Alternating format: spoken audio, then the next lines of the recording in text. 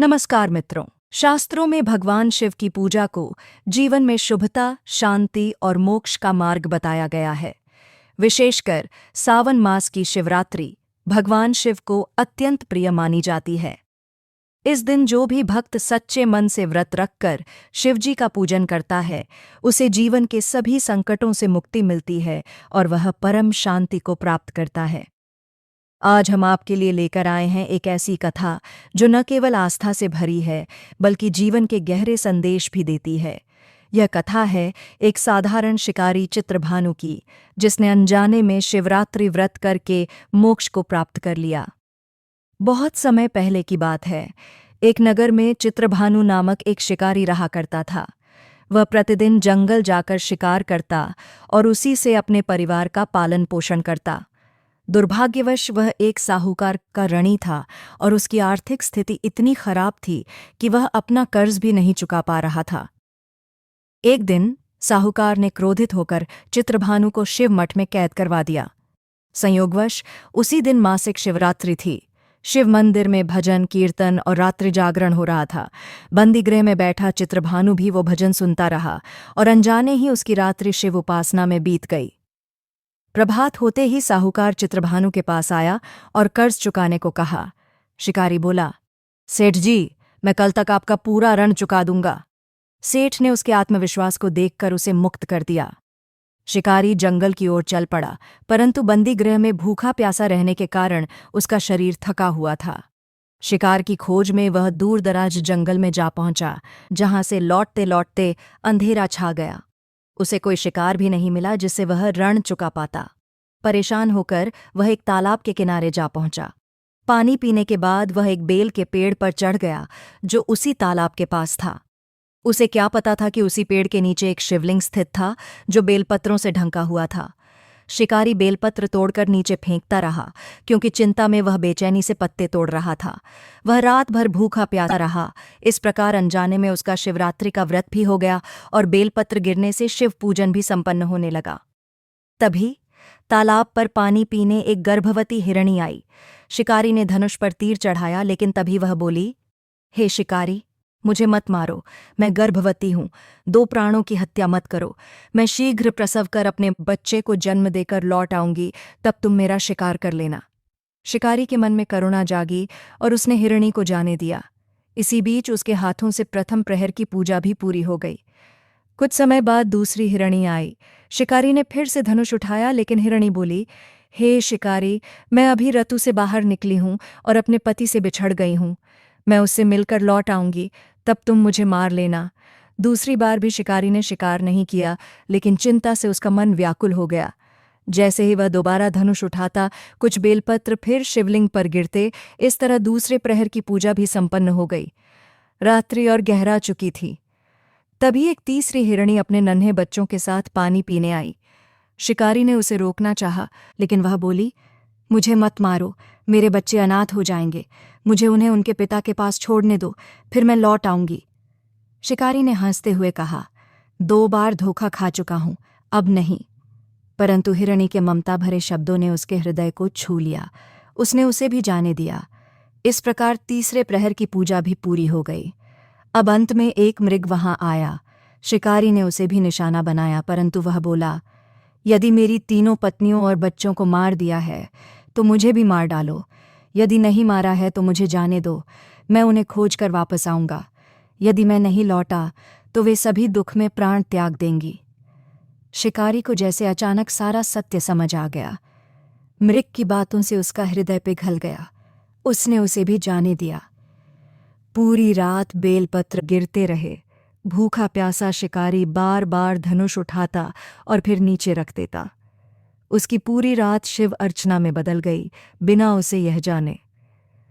कुछ ही समय बाद मृग और 3 हिरणियां अपने बच्चों सहित लौट आए और बोले, हे शिकारी, हम अपनी प्रतिज्ञा निभाने आए हैं, अब तुम हमें मार सकते हो। यह देखकर शिकारी चित्रभानु आश्चर्यचकित रह गया। इन वन्य प्राणियों की सच्चाई और धर्मपरायणता ने उसके हृदय को पूरी तरह बदल दिया। उस क्षण उसने प्रतिज्ञा ली कि वह अब कभी शिकार नहीं करेगा। अगले दिन वह नगर लौट गया। उसने किसी और से उधार लेकर साहूकार का कर्ज चुका दिया और ईमानदारी से परिश्रम करके जीवन बिताने लगा। समय बीतता गया।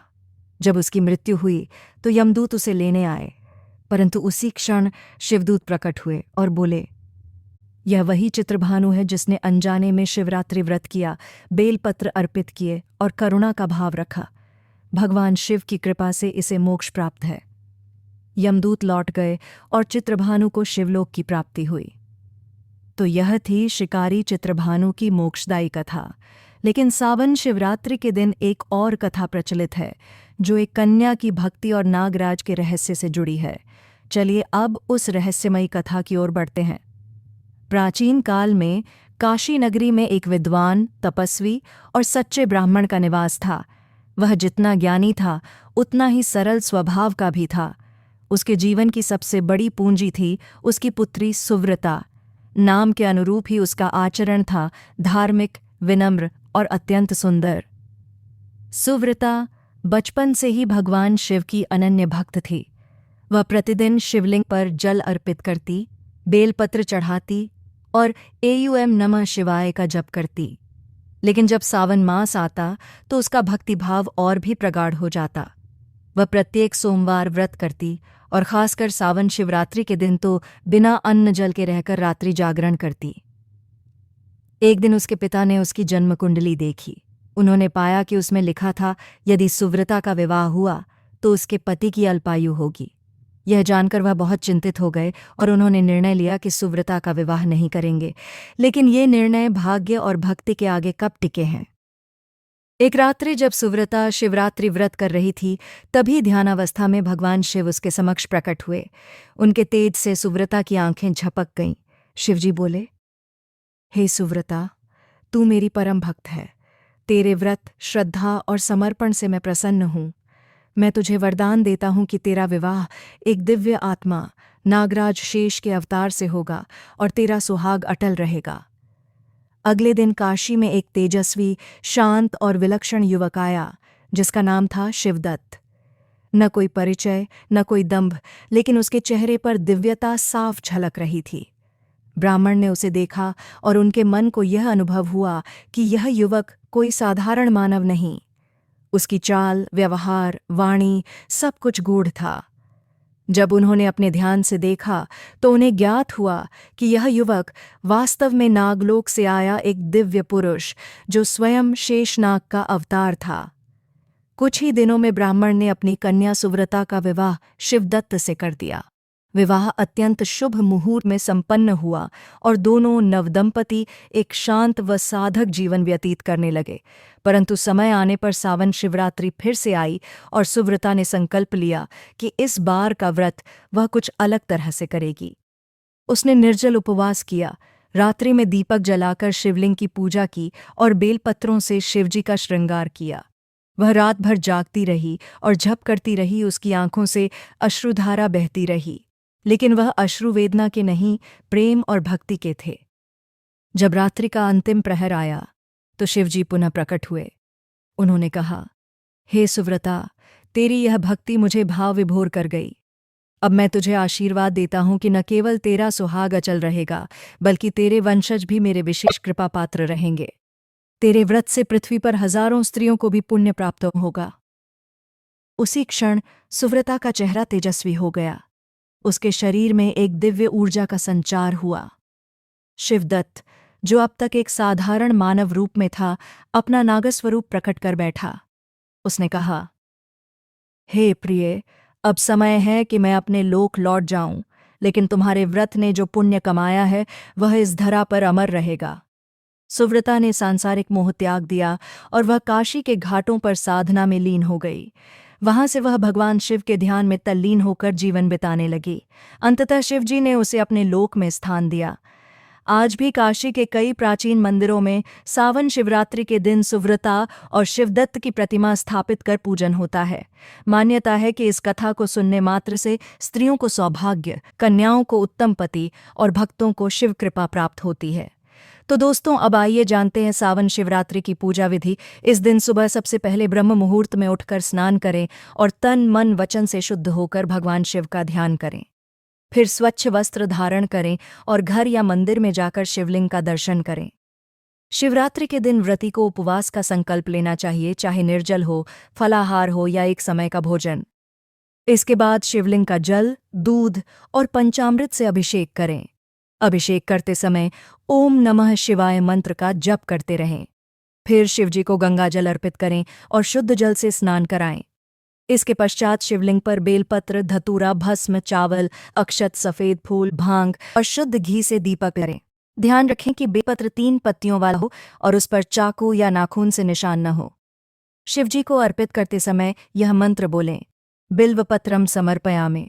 फिर भगवान शिव की आरती करें, ओम जय शिव ओंकारा या शिव तांडव स्तोत्र का पाठ करें। इस दिन रात्रि जागरण करना विशेष पुण्यदायी माना गया है। रात भर भजन कीर्तन करें, शिव पुराण का पाठ करें और भगवान शिव का ध्यान करते हुए समय बिताएं। व्रतधारी को दिन भर संयम, ब्रह्मचर्य और सत्संग में रहना चाहिए। अगले दिन प्रातः पूजा कर व्रत का पारण करें और ज़रूरतमंदों को भोजन, वस्त्र या दान देकर व्रत संपन्न करें। ऐसा करने से भगवान शिव अत्यंत प्रसन्न होते हैं और भक्त को दीर्घायु, सौभाग्य, समृद्धि और अंत में मोक्ष प्रदान करते हैं। अगर आपको ये कथा अच्छी लगी हो तो वीडियो को लाइक कर दीजिए, चैनल को सब्सक्राइब कर लीजिए और बेल आइकन ज़रूर दबाएं ताकि आगे भी आपको ऐसी ही भक्ति भरी कहानियाँ समय पर मिलती रहें।